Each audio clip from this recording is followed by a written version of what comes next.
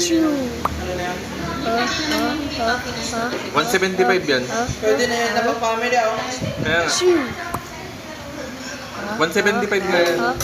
Mura na. Pwede na nila na. Chew. Na yan.